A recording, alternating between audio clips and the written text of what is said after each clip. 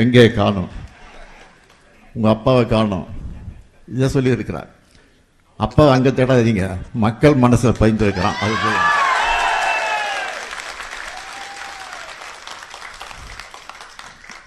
நீங்கள் தேடுறது நான் இருக்க மாட்டேன்.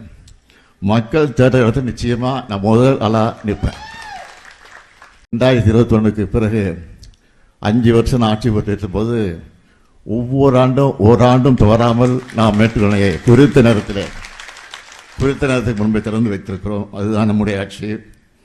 ஆனால் இதையெல்லாம் எடுத்து சொல்லி எதிர்க்கட்சியினுடைய தலைவராக இருக்கக்கூடிய நம்முடைய உதயநிதி அவர்கள் விளக்கமாக விரிவாக சட்டமன்றத்தில் பேசி இருக்கக்கூடிய சூழ்நிலையெல்லாம் எடுத்து சொல்லி அதன் மூலமாக முதலமைச்சர் அவர்கள் பதில் சொல்ல வேண்டும் என்று கேட்டிருக்கிறார்.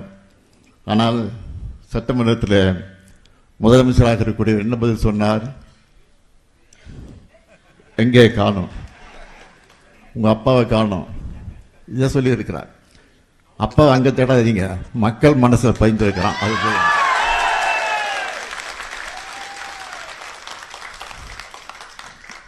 நீங்கள் தேடுறது நான் இருக்க மாட்டேன். மக்கள் தேடுற இடத்துல நிச்சயமாக நான் முதல் ஆளாக நிற்பேன். சட்டமன்றத்தில் நான் இருந்தாலும் இல்லாவிட்டாலும் இன்னைக்கு நான் மக்கள் மன்றத்தில் இருக்கிறேன் என்பதை மாத்திரம் எனக்கு எடுத்து சொல்கிறேன். நான் அரசியலுக்கு கிட்டத்தட்ட 60 வருஷம் ஆகியிருக்கு. ஆக அந்த 60 வருஷமாக மக்களாக தான் இருந்து கொண்டிருக்கிறேன். ஆட்சி இருந்தாலும் இல்லாவிட்டாலும் நாட்டு மக்களுக்காக பணியாற்றக்கூடியவர்கள் தான் திராவிட முன்னேற்ற கழகத்தை சார்ந்த இந்த நேரத்தில் எடுத்து சொல்லி ஒவ்வொரு மாவட்டத்திற்கும் நான் முதலமைச்சராக இருந்தபோது 4-5 முறை சென்று ஆய்வு நடத்தி, இன்னும் சொல்கிறேன், நான் முதலமைச்சராக இருந்தபோது 5 வருஷத்தில் நான் நடத்தின மாதிரி ஆய்வு கூட்டம் எந்த முதலமைச்சரும் நடத்திருக்க மாட்டாங்க. நான் பயணம் செஞ்ச மாதிரி எந்த முதலமைச்சரும் பயணம் செஞ்சிருக்க மாட்டாங்க. நான் கோட்டைக்கு போனது தான் அதிகமாக இருந்திருக்கிறது, எந்த முதலமைச்சரும் அதிகமாக இருந்திருக்க மாட்டாங்க. இன்னும் கூட சொல்ல, நீ முதலமைச்சர் தேடி பார்க்கணுன்னா இன்றைக்கி இருக்கக்கூடிய முதலமைச்சரை கேட்டுக்கொள்கிறேன். கோட்டையில் தான் கோப்புகள் எல்லாம் இருக்கிறது. ஆக அந்த கோப்புகளை எடுத்து பாருங்க, அதில் கையெழுத்து போட்டுப்பேன், முக ஸ்டாலின். அதில் நீ தேடி பார்க்க வேண்டிய அவசியமே இல்லை.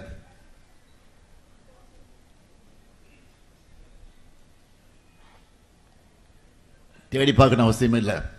அந்த கையெழுத்தை பாருங்க, அது தெரியும் உங்களுக்கு. மகளிருக்கு கலைஞர் உரிமை தொகையாக மாதம் 1000 ரூபாய் வழங்கப்படும் கையெழுத்து போட்டிருப்பான். அங்கே ஸ்டாலின் இருப்பான். புதுமை பெண் திட்டத்தின் மூலமாக மாதம் 1000 ரூபாய் வழங்கப்படும் என்ற அந்த கோப்பை பாருங்க, அதுலேயும் முக ஸ்டாலின் கையெழுத்து போட்டிருப்பான். தமிழ் புதல்வன் திட்டம் 1000 ரூபாய், அதில் ஸ்டாலின் இருப்பான். ஆக எங்கேயும் நீ தேடிட்டு இருக்கணும் அவசியமே இல்லை. கோட்டையிலே இருக்கிறேன், நான் தான் ஆட்சியில் இருக்கிறேன். இன்னும் சொல்கிறேன், அண்ணா சொல்லியிருக்க ஒரு முறை சொன்னார். அண்ணா சொன்னார், தமிழ்நாடு என்ற பெயரை சூட்டியிருக்கிறேன், இதுபோது எனக்கு வாழ்க்கையில். ஆக நான் ஆட்சியில் இருந்தாலும் இல்லாவிட்டாலும் தமிழ்நாடு என்று பெயர் சொல்வதற்கு என் பெயர் இருக்குன்னு சொல்லியிருக்கிறாரு. அது மாதிரி மகளிர் உரிமை திட்டம் இருக்க வரைக்கும் இந்த ஸ்டாலின் தான் முதலமைச்சர். இந்த வீடியோ உங்களுக்கு பிடிச்சிருந்தா மறக்காமல் லைக் பண்ணுங்கள், ஷேர் பண்ணுங்கள். இதே மாதிரி தொடர்ந்து நிறைய இன்ட்ரெஸ்டிங்கான வீடியோஸ் பார்க்க வீ டாக்கீஸ் சேனலை சப்ஸ்கிரைப் பண்ணுங்கள்.